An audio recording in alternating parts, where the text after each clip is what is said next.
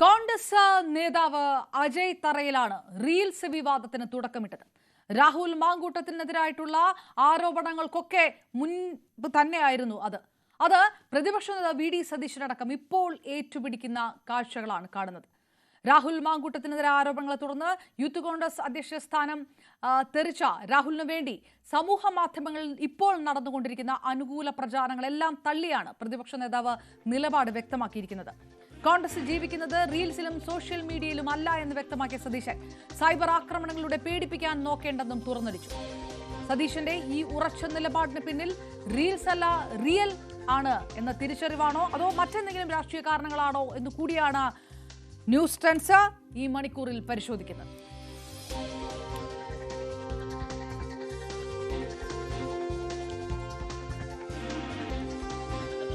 നിങ്ങൾ ഈ സോഷ്യൽ മീഡിയയിൽ കാണുന്നൊന്നുമല്ല കോൺഗ്രസ് ജീവിക്കുന്നത് സോഷ്യൽ മീഡിയയിലല്ല, റീലുകളിലും അല്ല കോൺഗ്രസ് ജീവിക്കുന്നത്. റീലുകളിലും അല്ല, സോഷ്യൽ മീഡിയയിലല്ല ജീവിക്കുന്നത്. കോൺഗ്രസ് ജീവിക്കുന്നത് ജനമനസ്സുകളിലാണ്. ആ കോൺഗ്രസിന് വേണ്ടി സർവ്വതും സമർപ്പിക്കുന്ന ധീരന്മാരായ കോൺഗ്രസ് പ്രവർത്തകരുണ്ട്. അവരെയൊന്നും അണുവിട ചലിപ്പിക്കാൻ ഇത്തരം പ്രചരണങ്ങൾക്കൊന്നും ആവില്ല. ഡാൻ കുര്യൻ വിവരങ്ങളുമായി നമുക്കൊപ്പം ചേരുന്നു. ഡാൻ, ഇന്നോ ഇന്നലെയോ തുടങ്ങിയ വിഷയമല്ല.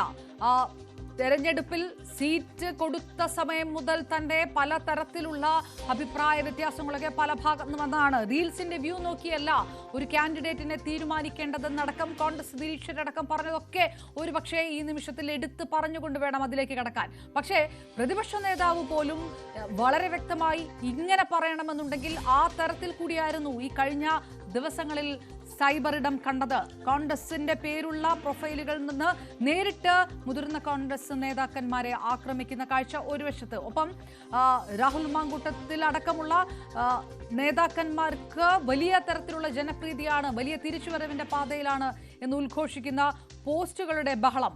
ഒരുപക്ഷെ സൂപ്പർ ഹിറ്റ് സിനിമകളുടെ പ്രൊമോഷനെ പോലും മറികടക്കുന്ന രീതിയിലായിരുന്നു സമൂഹ മാധ്യമങ്ങൾ ആ സ്വാധീനങ്ങളെല്ലാം ഈ ഓണക്കാലത്തെല്ലാം.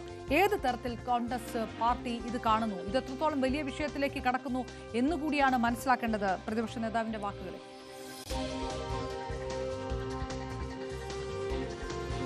അവരുടെ കഴിഞ്ഞ ഓഗസ്റ്റ് 20-ാം തീയതിയാണ് രാഹുൽ മാങ്കൂട്ടത്തിന്റെ പേര് എടുത്തു പറയാതെ പരോക്ഷമായ ഒരു വിമർശനം ഉന്നയിച്ചുകൊണ്ട് റിനി എന്ന യുവതി രംഗത്തെത്തുന്നത്. അവർ ഇതുമായി ബന്ധപ്പെട്ട് മാധ്യമങ്ങളോട് നടത്തിയ പ്രതികരണം നമ്മളെല്ലാവരും കണ്ടതാണ്.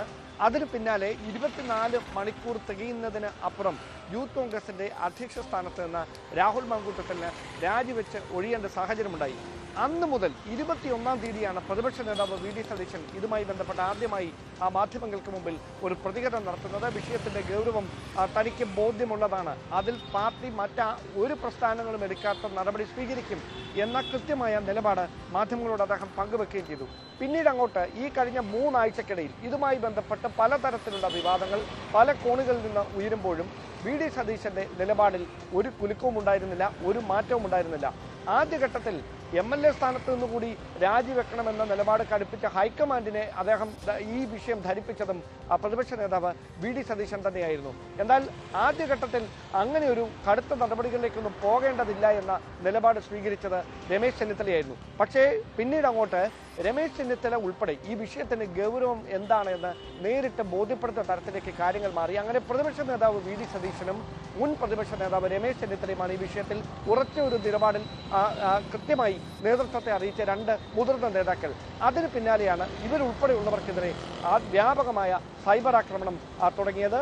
അതോടൊപ്പം രാഹുൽ പൊതുജീവിതത്തിൽ നിന്ന് തൽക്കാലത്തേക്കെങ്കിലും മാറി നിൽക്കണമെന്ന നിലപാടെടുത്ത ഉമാ തോമസ്, ബിന്ദു കൃഷ്ണ ഉൾപ്പെടെയുള്ള ഷാനിമോൾ ഉസ്മാൻ ഉൾപ്പെടെയുള്ള വനിതാ നേതാക്കൾക്കെതിരെയും സമാനമായ തരത്തിലുള്ള പ്രതിഷേധങ്ങളുണ്ടായി.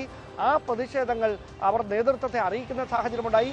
അങ്ങനെ നേതൃത്വം ആ വിഷയത്തെ ഗൗരവത്തോടെ കാണുന്ന ഒരു പശ്ചാത്തലത്തിലാണ് വീണ്ടും പ്രതിപക്ഷ നേതാവിനെ വ്യക്തിപരമായി കടന്നാക്രമിച്ചുകൊണ്ട് ഈ സൈബർ ആക്രമണം കഴിഞ്ഞ ഏതാനും ദിവസങ്ങളെ തുടർന്നുകൊണ്ടിരുന്നത്. ആ പശ്ചാത്തലത്തിലാണ് കഴിഞ്ഞ ദിവസം മാധ്യമങ്ങളോട് അദ്ദേഹം പ്രതികരിക്കുന്നതിനിടയിൽ തന്നെ പേടിപ്പിക്കാൻ നോക്കേണ്ട സൈബർ പോരാളികളെ വെച്ച് എന്ന കൃത്യമായ മുന്നറിയിപ്പ് നൽകിക്കൊണ്ട് ഈ വിഷയത്തിൽ എടുത്തിരിക്കുന്ന നിലപാടിൽ ഒരു മാറ്റവും ഉണ്ടാകില്ല. അത് തന്റെ ബോധ്യത്തിന്റെ അടിസ്ഥാനത്തിലാണ് എന്ന് അദ്ദേഹം വ്യക്തമാക്കിയത്. നമുക്ക് ലഭിക്കുന്ന സൂചനകൾ അനുസരിച്ച് ഇങ്ങനെ ഒരു ആരോപണം ഉയർന്നു കേൾക്കുന്നതിന് മുമ്പ് തന്നെ പാർട്ടിയിലെ ആഭ്യന്തര തലങ്ങളിൽ നിന്ന് സമാനമായ തരത്തിലുള്ള ചില ഗുരുതരമായ ആരോപണങ്ങൾ രാഹുൽ മാങ്കൂട്ടത്തിനെതിരെ ഉയർന്നു വന്നിരുന്നു. അതുമായി ബന്ധപ്പെട്ട വ്യക്തമായ വിവരം ഈ ആരോപണം ഉന്നയിച്ച ആളുകൾ തന്നെ നേരിട്ട് പ്രതിപക്ഷ നേതാവിനെ ബോധ്യപ്പെടുത്തിയിരുന്നു. ആ ബോധ്യമാണ് അദ്ദേഹം മാധ്യമങ്ങൾക്ക് മുമ്പിൽ ഇപ്പോൾ ആവർത്തിക്കുന്നത്. കേരളം ഇളകി വന്നാലും ഞാൻ എൻ്റെ നിലപാടിൽ ഒരു മാറ്റവും വരുത്തില്ല എന്ന്. അതായത് ആത്യന്തികമായി ഇതുമായി ബന്ധപ്പെട്ട് കൂടുതൽ ചില വിവരങ്ങൾ കൂടി പുറത്തു വരുമെന്ന കൃത്യമായൊരു ബോധ്യം പ്രതിപക്ഷ നേതാവിനുണ്ട്. ആ ബോധ്യത്തിൽ നിന്നാണ് അടുത്തയാഴ്ച തുടങ്ങാനിരിക്കുന്ന നിയമസഭാ സമ്മേളനത്തിൽ നിന്നടക്കം രാഹുലിനെ മാറ്റി നിർത്തണമെന്ന് അദ്ദേഹം ഉറച്ചു പറയുന്നത്. തെരഞ്ഞെടുപ്പിന് ഒരുങ്ങുന്ന പാർട്ടിക്ക് രാഹുലിനെ വിട്ടുകൊണ്ട് ഒരു പ്രതിരോധം തീർക്കാൻ ഇപ്പോൾ കഴിയില്ല. രാഹുൽ വിഷയം സർക്കാരിനെതിരായി ഉയർത്തിക്കാണിക്കേണ്ട മറ്റ് വിഷയങ്ങളിൽ നിന്ന് ശ്രദ്ധ തിരിക്കുന്ന തരത്തിലേക്ക് ബോധപൂർവമായ പ്രചാരണങ്ങളിലേക്കൊക്കെ നയിക്കും. അതിനൊരു അവസരം ഉണ്ടാക്കേണ്ട. നിയമസഭാ സമ്മേളനത്തിൽ നിന്ന് രാഹുലിനെ മാറ്റി നിർത്തണമെന്ന നിലപാടിൽ പ്രതിപക്ഷ നേതാവ് വി ഡി സതീശൻ ഉറച്ചു നിൽക്കുന്നതിന്റെ ഒരു രാഷ്ട്രീയ കാരണം അതാണ്. നിലവിൽ സംസ്ഥാന കോൺഗ്രസിലെ മുതിർന്ന നേതാക്കൾക്കിടയിൽ മാത്രമാണ് രാഹുലിനെതിരെ ഉയർന്നു വന്ന പരാതികളുടെ ഗൗരവം എത്രത്തോളമാണ് എന്ന ഒരു ബോധ്യം വന്നിട്ടുള്ളത്. അത് താഴെത്തട്ടിലേക്ക് സാധാരണക്കാരായ പാർട്ടി പ്രവർത്തകരെ അറിയിക്കാൻ രാഷ്ട്രീയപരമായിട്ടുള്ള ചേരിമാറലടക്കം ഒരു വശത്ത് നടക്കുന്നുണ്ടാവും. പക്ഷേ ഈ പെയ്ഡ് പ്രൊമോഷൻ കൊണ്ട് ഉണ്ടാകുന്നത് വലിയൊരു വിഷയം. ഇത് സൈബറിടത്തിലുള്ള സൈബർ അണികൾക്ക് കൊടുക്കുന്ന ഒരു സന്ദേശം. ഈ വരുന്ന പ്രൊഫൈലുകളൊക്കെ തന്നെ കോൺഗ്രസ് പേരുകളുള്ളത്, UDF പേരുകളുള്ളത്, UDFന്റെ പേരുകളുള്ളത് തന്നെ പ്രതിപക്ഷ നേതാവിനെ അടക്കം ചീത്ത വിളിക്കുന്ന രീതിയിലേക്ക് കാര്യങ്ങൾ പോകുമ്പോൾ അണികൾക്ക് കൊടുക്കുന്ന, പ്രത്യേകിച്ച് പുതിയ തലമുറയുള്ള അണികൾക്ക് കൊടുക്കുന്ന വളരെ മോശപ്പെട്ട ഒരു സന്ദേശമുണ്ട്. അത് പാർട്ടി ഈ സൈബർ ആക്രമണം എന്നതിനപ്പുറത്തേക്ക് ഒരു പാർട്ടി സംവിധാനത്തിനകത്തുണ്ടാകുന്ന തികഞ്ഞ അനുസരണയില്ലായ്മ അല്ലെങ്കിൽ അത്തരത്തിലുള്ള ഒരു റിബലിസം ഏത് തരത്തിലാണ് അത് കാണുന്നത്? അതാണ് ഞാൻ ആദ്യം പറഞ്ഞു വന്നത്. അതായത് ഈ രാഹുൽ മാങ്കൂട്ടത്തിനെതിരെ നടന്നത് യഥാർത്ഥത്തിൽ രാഷ്ട്രീയ ഗൂഢാലോചനയാണോ? ഇങ്ങനെ ഒരു ആരോപണം ഉയർന്നു വരാനിടയായ സാഹചര്യം എന്താണ്? അതിന്റെ നിജസ്ഥിതി എന്താണ്? ഇതടക്കമുള്ള കാര്യങ്ങളെക്കുറിച്ച് കോൺഗ്രസിന്റെ നേതൃത്വത്തിന് കൃത്യമായ ബോധ്യമുണ്ട്. പക്ഷേ താഴെത്തട്ടിലേക്ക് പ്രവർത്തകരെയോ രണ്ടാം നിരയിലുള്ള നേതാക്കളെയോ ഒന്നും ആ കാര്യം വ്യക്തമായി ധരിപ്പിക്കാൻ ഇതുവരെ അവർക്ക് കഴിഞ്ഞിട്ടില്ല. വസ്തുത ഇതിന് ശേഷം ഒരു രാഷ്ട്രീയകാര്യ സമിതി യോഗം ചേരാൻ പോലും കഴിഞ്ഞിട്ടില്ല. അങ്ങനെ ചേർന്നാൽ അത് വലിയ തരത്തിലുള്ള തർക്കങ്ങൾക്കും പൊട്ടിത്തെറികൾക്കുമൊക്കെ വഴിവെക്കുന്ന ഒരു സാഹചര്യം ഉണ്ടാകും. ഒരുപക്ഷെ നിലവിൽ ഈ വിഷയം ഇങ്ങനെ രൂക്ഷമായി നിൽക്കുന്ന ഒരു പശ്ചാത്തലത്തിൽ എത്രയും പെട്ടെന്ന് ഒരു KPCCയുടെ ഭാരവാഹി യോഗം വിളിച്ചു ചേർക്കുകയോ അതല്ലെങ്കിൽ രാഷ്ട്രീയകാര്യ സമിതി യോഗം ചേർന്ന് ഇങ്ങനെ ഒരു നടപടി എടുക്കേണ്ടി വന്നതിന്റെ അനിവാര്യത എന്താണെന്ന് പാർട്ടി പ്രവർത്തകരെ ബോധ്യപ്പെടുത്തുക എന്നൊരു പ്രാഥമികമായ ഉത്തരവാദിത്വം നേതൃത്വത്തിനുണ്ട്. അതിതുവരെ കഴിയാതെ പോയിടത്താണ് ഈ വലിയൊരു ആശയക്കുഴപ്പം പ്രവർത്തകർക്കും രണ്ടാം നിരയിൽപ്പെട്ട നേതാക്കൾക്കിടയിലും ഉടലെടുത്തത്. അത് പരിഹരിക്കുന്നതിന് വേണ്ടി നേതൃതലത്തിൽ തന്നെ ഈ വിഷയത്തിന്റെ ഗൗരവം എത്രത്തോളമാണ് എന്ന പ്രതിപക്ഷ നേതാവ് ഇതിനകത്ത് വളരെ പ്രധാനപ്പെട്ട സോഷ്യൽ മീഡിയ കാണിച്ച് പേടിപ്പിക്കേണ്ട എന്ന് മാധ്യമങ്ങൾക്ക് മുന്നിൽ മാത്രം പ്രതിപക്ഷ നേതാവ് പറഞ്ഞതുകൊണ്ട് മതിയാകുമോ? കൃത്യമായിട്ടുള്ള സമൂഹ മാധ്യമ